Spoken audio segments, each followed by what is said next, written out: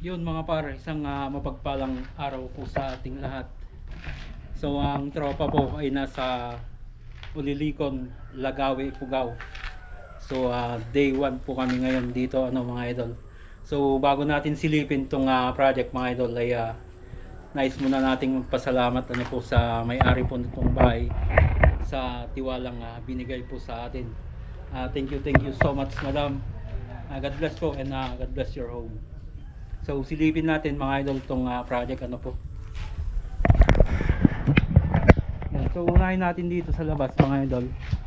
Parating pa lang yung material para dito. Spandrel po dito sa eaves ng bahay. And then dito sa terrace, sasaraduhan na rin po ito. Ano po yung lalagay dito? PVC. Babox type po tayo dito sa gilid ng fiber cement board na hardiplex po yung ilalagay natin dyan. Then additional sa work mga idol ay itong tiles installation po natin So yung ginamit namin dito mga idol, yung binili nila para dito ay porcelain tiles po na 60 by 60 So mula dito sa terrace mga idol, receiving and then sa living area ay ito po yung kulay po. So yung tiles is marble type. So ito yung madalas na masabihan na mali yung pagka-install, pero yung paraan po na sinusunod namin dito mga idol ay pinipilian muna namin yung magkakapareha, katulad po nito 1, 2, 3, 4, 5 magkakapareha po to. 1, 2, 3, 4, 5 magkakapareha, sunod-sunod po yan, hindi po random install yung pagkaka-install na katulad ng ginagawa ng iba. Sa amin po, pinapabuksan lahat yung karton ng tiles and then inuuna yung magkakaparehas. And then yung tira ay dito na sa mga sirohon niya mga idol. So yung tiles dito sa living area and receiving ay ibang kulay din po sa mga room. Room 1 and room 2 lang po ito, dalawa. Then dito sa may kitchen,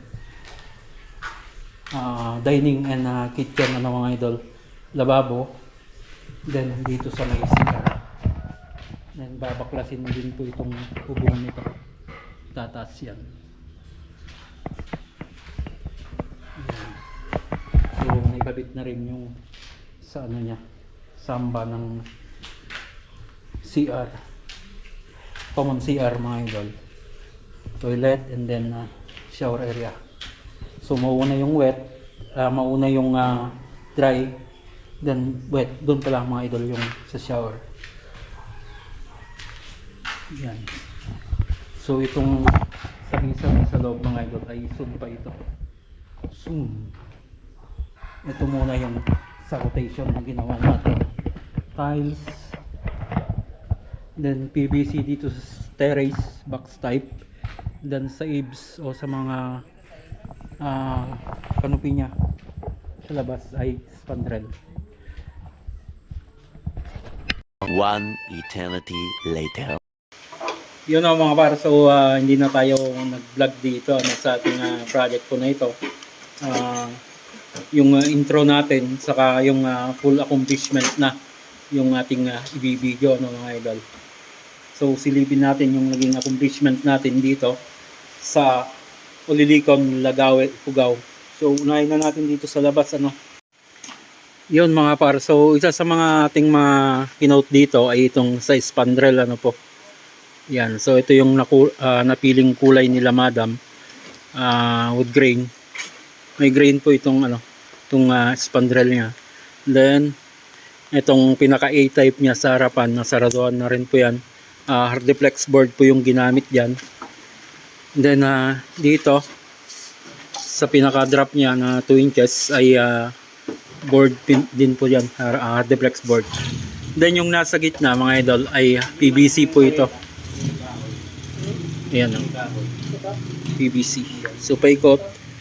Then naglagay din tayo ng downspout. Mga downspout.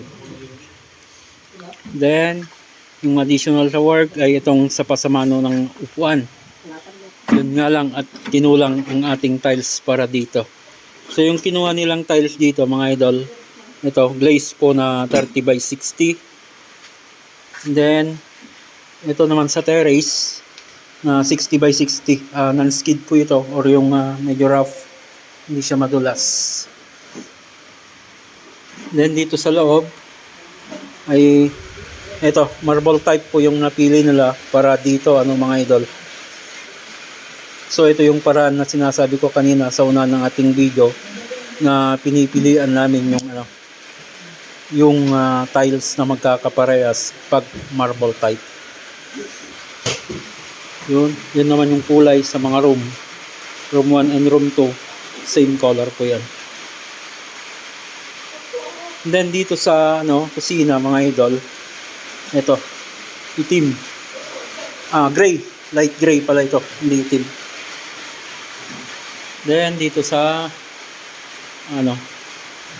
lababo, hindi na natin binago ito mga idol, sadyang sinundan na namin yung kapal ng lababo. So katulad ng madalas kong sabihin, hindi porket hindi natin nakuha yung o na-meet yung kapal na gusto natin bilang contractor, titibagin na. Nasa desisyon pa rin po yan kasi ng may-ari mga idol. So 60 by 60 din po ito. Itong sa lababo niya. Then dito sa CR mga idol, may niche din tayo doon. So faucet lang po yung nilagay dito.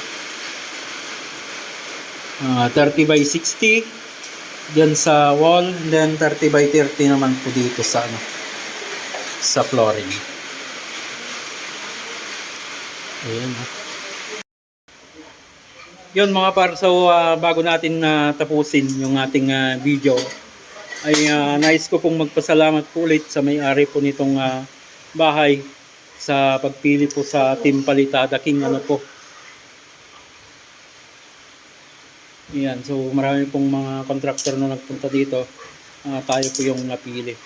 Thank you so much, sir and madam. God bless po, and God bless your home.